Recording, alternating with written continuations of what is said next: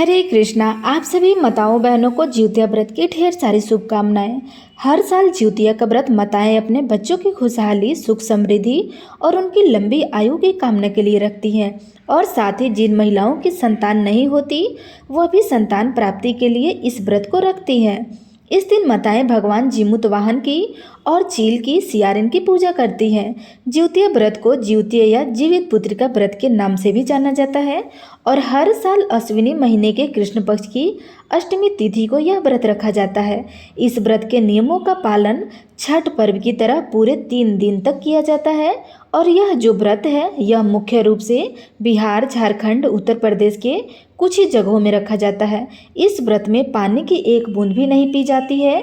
जो भी माताएं बहनें इस व्रत को रखती हैं उनकी संतानें अपने जीवन में खूब तरक्की करती हैं और ऐसी माताओं को अपने बच्चों का वियोग भी सहना नहीं पड़ता है। जिउतिया का व्रत एक ऐसा पर्व है जिसमें मछली खाकर भी पूजा की जाती है। आमतौर पे सनातन धर्म में लोग पर्व से या व्रत के एक दिन पहले मांसाहार को त्याग देते हैं। यहाँ तक कि कई सारे लोग लहसुन प्याज तक खाना छोड़ देते हैं। लेकिन जिउतिया के पर्व में ऐसी मान्यता है कि मछली और मरुआ की रोटी खाकर इस पर्व की शुरुआत की जाती है। लेकिन जिन जगह पर भी ऐसा नियम नहीं है वहाँ पर केवल सात्विक भोजन ही एक दिन पहले करना चाहिए। आज के इस वीडियो में मैं आपको बताऊंगी कि जिउतिया व्रत की संपूर्ण पूजा विधि क्या है, आपको किस प्रकार से पूजा करनी है, किन किन बातों का ध्यान रखना है। जीवित पुत्री का या जीवित व्रत रखने से एक दिन पहले नहाया खाया का दिन होता है और अगले दिन यानी खुर जिउतिया के दिन आपको सुबह से निर्जला व्रत रखना होता है। और जिउतिया व्रत की जो पूजा है, मुख्य पूजा वह शाम को प्रदोष काल के समय में की जाती है। तो सुबह से आप व्रत तो रखें लेकिन शाम की पूजा करने से पहले भी आप एक बार स्नान कर ले, साफ स्वच्छ वस्त्र पहन ले, अच्छे से श्रृंगार कर ले, सिंदूर या महावर आदि लगा ले और पूजा करने के लिए अब आपको एक लकड़ी के चौकी बिछा के उसका मुंह पूरब या उत्तर दिशा की ओर होना चाहिए। चौकी पर लाल या पीला वस्त्र आपको बिछाना है। फिर तरोई झिंगनी का पत्ता आपको लेना है। अगर आपको यह पत्ते ना मिले तो आप पान का पत्ता भी ले सकते हैं। अब सबसे पहले जीमूत वाहन भगवान और चील और सियारन के लिए इन पत्तों का आपको आसन लगाना है। चौकी के ऊपर आपको अलग पत्ते रखकर इनका आसन लगाना है। अब पूजा के लिए रखे गए चावल में से थोड़ी सी हल्दी और पानी डालकर उन्हें पीला रंग से रंग ले, क्योंकि तिलक लगाते समय पीले अक्षत चढ़ाए जाते हैं। पूजा में पीला सिंदूर चढ़ाया जाता है। तो अब आप तीनों पत्ते पर थोड़े थोड़े से अक्षत रखें, अक्षत का आसन लगाएं जिनके ऊपर आप मूर्तियों की स्थापना करेंगे। यह जो मूर्ति है उनमें जीमूत वाहन की जो मूर्ति है वह बहुत सी जगह पर कुशा से बनाई जाती है और कुछ लोग आज के दिन मिट्टी से भी जीमूत वाहन भगवान की मूर्ति बना लेते हैं। चील और सियारन की मूर्ति भी बना लेते हैं। यह आप मार्केट में यदि मिलती हो तो वहाँ से भी आप खरीद कर स्थापित कर सकते हैं। जिउतिया व्रत की जो पूजा होती है वैसे खास तौर पर किसी नदी या तालाब के किनारे की जाती है। अगर आपके यहाँ पर ऐसी व्यवस्था नहीं है तो आप अपने घर पर ही इस पूजा को कर सकते हैं। अब यहाँ पर एक बात का विशेष ध्यान रखना है कि जिन महिलाओं की सास होती है उन्हें चौकी पर 3 पत्ते रखकर पूजा करनी चाहिए और जिन महिलाओं की सासू माँ जीवित नहीं होती है उन्हें एक पत्ता सास के नाम का भी अलग निकाल कर रख लेना चाहिए, क्योंकि जिउतिया के व्रत के बारे में ऐसा कहा जाता है कि पहले इस व्रत को सासू माँ रखती थी और उनके बाद बहू इस व्रत को रखती हैं। अब एक पत्ते पर जीमूत वाहन भगवान की और दूसरे पर चील और तीसरे पर सियारन की मूर्ति रखें। आप मिट्टी से प्रतीक रूप में यह मूर्ति बना सकते हैं। मूर्ति स्थापित करने के बाद अब आप चौकी के पास में ही रोली, हल्दी या अबीर गुलाल से चौक पूरन भी बना सकते हैं। अब सबसे पहले हम गणेश भगवान की पूजा करके मुख्य पूजा आरंभ करेंगे। एक सुपारी में आप कलावा बांधकर पान के पत्ते के ऊपर उस सुपारी को गणेश भगवान का प्रतीक मानकर स्थापित कर लीजिए। अब एक पुष्प की सहायता से जल छिड़क कर भगवान गणेश जी को स्नान कराइए। फिर वस्त्र रूपी कलावा अर्पित करेंगे। गणेश भगवान जी को हल्दी और अक्षत से तिलक लगाएंगे। पुष्प माला या पुष्प अर्पित करेंगे। अगर आप नदी के किनारे ये पूजा कर रहे हो तो आपको यह ध्यान रखना है कि आपको अलग से कलश की स्थापना करने की आवश्यकता नहीं है। अगर घर पर आप पूजा कर रहे हैं तो कलश की स्थापना भी जरूर करनी चाहिए। आप दीप कलश की स्थापना भी कर सकते हैं। दीप कलश की स्थापना करने के लिए आप एक लोटा लेकर उसके कंठ पर कलावा लपेट दें 3 बार और फिर उसमें गंगा जल मिलाकर शुद्ध जल भरें। गंगा, यमुना, कावेरी नदियों का स्मरण करें, उनका आवाहन करें। अब जल के लोटे में अक्षत, सुपारी, एक सिक्का और हल्दी की गांठ अगर आपके पास है तो वह आप डालें। हल्दी की गांठ नहीं है तो आप एक चुटकी हल्दी की पाउडर भी डाल सकते हैं। थोड़े से पुष्प और अक्षत कलश के अंदर डालें और उसके बाद आप कलश में आम या अशोक के या फिर पान के 5 या 7 पत्ते लगाएं। इसके बाद आप चावल या गेहूं से भरी हुई एक कटोरी कलश के ऊपर रखें और एक कटोरी के ऊपर आपको अब दीपक जलाकर रखना होता है, जिसे हम दीप कलश कहते हैं। इस तरह से आप दीप कलश की स्थापना कर लेंगे। इसके बाद आपको मुख्य पूजा शुरू करनी है। पूजा शुरू करने से पहले अभी आपने जो दीप कलश की स्थापना की है उसकी पूजा करनी है।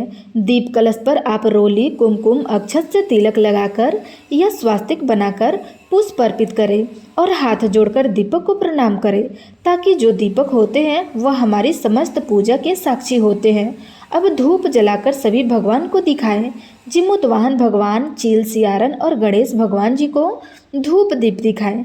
ध्यान रखें कि जो दीप कलश की स्थापना में आपने दीपक ऊपर जलाकर रखा है उसे आपको बार बार नहीं हटाना है। दीप दिखाने के लिए आप अलग से एक दिया और जलाकर रख सकते हैं और जब आप आरती करते हैं उस समय भी आपको यह दिया नहीं हटाना है।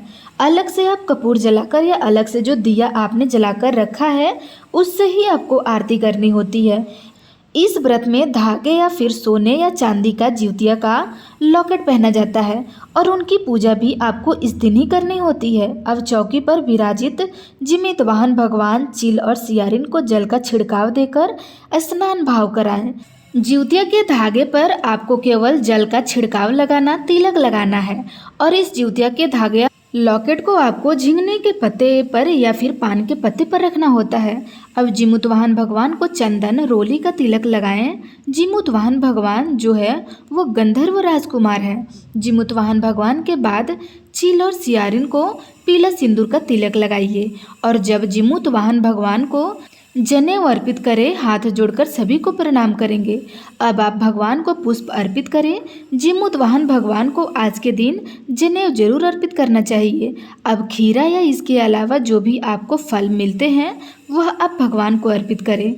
भोग में आज के दिन एक दिन पहले भिगोए गए चने, कराऊ भी और फल, मिठाई जैसे भी पकवान आपके यहाँ चढ़ाए जाते हैं वह पकवान आप चढ़ाएं और यह भोग आप किसी पात्र में रखकर या फिर पान के पत्ते पर या झिंगने के पत्ते पर रखकर ही अर्पित करें।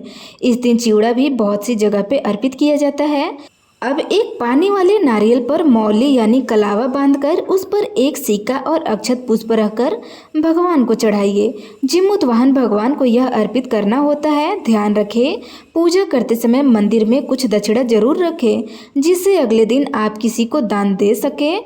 अब हाथ में थोड़े पुष्प और अक्षत लेकर व्रत की कथा सुने या पढ़े। अगर कोई पढ़ने वाला ना हो तो खुद भी आप पढ़ सकते हैं।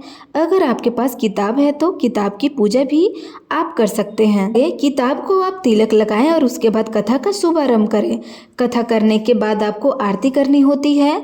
आरती करने के लिए अलग से एक दीप लेकर कपूर जलाकर आप आरती कर लीजिए। सबसे पहले गणेश भगवान जी की, फिर जिमुतवाहन भगवान जी की, फिर चील और सियारिन की आरती करें। इसके बाद जल से 3 बार आचमन करके प्रणाम करें। दिन भर उपवास रखने के बाद शाम की पूजा में 3 बूंद जल से आप आचमन यदि करते हैं तो उससे व्रत खंडित नहीं होता है। आचमन करने के बाद आप हाथ जोड़कर प्रणाम करें। अपने द्वारा की गई पूजा को स्वीकार करने का आग्रह करें। अपनी संतान, अपने परिवार की सुख समृद्धि के लिए कामना करें। यदि संतानहीन है तो संतान प्राप्ति के लिए सच्चे मन से कामना करें। और फिर आपने आज के दिन जिउतिया के लॉकेट या जिउतिया के धागे की जो पूजा की है उसे क्या करते हैं कि बहुत से लोग तो शाम को पूजा के बाद ही अपने बच्चों के गले में पहना देते हैं। थोड़ी देर तक, जितनी देर तक भी आपके बच्चे धारण कर सकें, और या फिर आप खुद भी इस धागे को गले में पहन सकते हैं। और कुछ जगह पे अगले दिन पारण करने के बाद यह लॉकेट पहना जाता है। तो आपके यहाँ पर जो भी परंपरा है, जो भी नियम हो सके उसके अनुसार आप इस धागे को पहन सकते हैं। आरती करने के बाद कुछ जगह पर ऐसा भी नियम होता है कि एक एक खीरे पर थोड़ा सा घी लगाकर, जो खीरा आपने भगवान को चढ़ाया है उसी पर आपको थोड़ा सा घी लगाकर जिस दिए से आपने आरती की है उसकी लौ के ऊपर रखा जाता है, जिसे काजल बनाया जाता है। और उस काजल जो खीरे में इकट्ठा हो गया है उसके ऊपर उसे बच्चों की आंख में लगाया जाता है। कुछ जगह पर आज के दिन सरसों के तेल की खरी भी रखी जाती है। सरसों का तेल रखा जाता है जिसे पूजा करने के बाद बच्चों के सिर में लगाया जाता है। इसे जीमूत वाहन भगवान का आशीर्वाद माना जाता है। और इस व्रत में ब्राह्मण या ब्राह्मणी के लिए सीधा भी निकाला जाता है जिसमें चावल और अक्षत रखे होते हैं। इसके अलावा आप फल, मिठाई, दक्षिणा या जो भी आपकी सामर्थ्य है वह भी आप सीधे में रख सकते हैं। और बहुत सी जगह पर शाम की पूजा करने के बाद यह बायना या सीधा दे दिया जाता है और कुछ जगह पे अगले दिन दिया जाता है। अपने यहाँ की जो परंपराएं हैं उसका पालन करते हुए आपको सीधा देना चाहिए। ये तो थी खुर्ज जिउतिया की पूजा भी थी, यानी कि आपको जिस दिन निर्जला व्रत रखना है उस दिन की पूजा विधि। और जो एक दिन पहले आपको ध्यान रखना होता है ये वह होता है कि इस व्रत में एक दिन पहले यानी नहाए खाए के दिन जो भी व्रती महिलाएं होती है उन्हें स्नान करने के बाद मड़ुआ की रोटी, नौनी की साग, झिंगने की सब्जी आदि ग्रहण करनी होती है। बहुत सी जगह पर इस व्रत को मछली खाकर शुरू किया जाता है। एक ही बार भोजन सप्तमी तिथि के दिन किया जाता है। इसके बाद फिर कुछ भी ग्रहण नहीं करना चाहिए। और व्रत पारण के दिन सुबह सूर्योदय होने के बाद यानी सूरज उगने के बाद आपको जल ग्रहण करना होता है। जो भी पकवान आपके यहाँ भोग में लगाए जाते हैं अपने अपने यहाँ की मान्यता के अनुसार आपको वो पकवान या जल का कच्चा दूध ग्रहण करके व्रत का पारण करना होता है। तो ये रही जिउतिया व्रत से जुड़ी हुई कुछ खास विधि। यदि वीडियो अच्छी लगे तो लाइक कमेंट अवश्य करिएगा।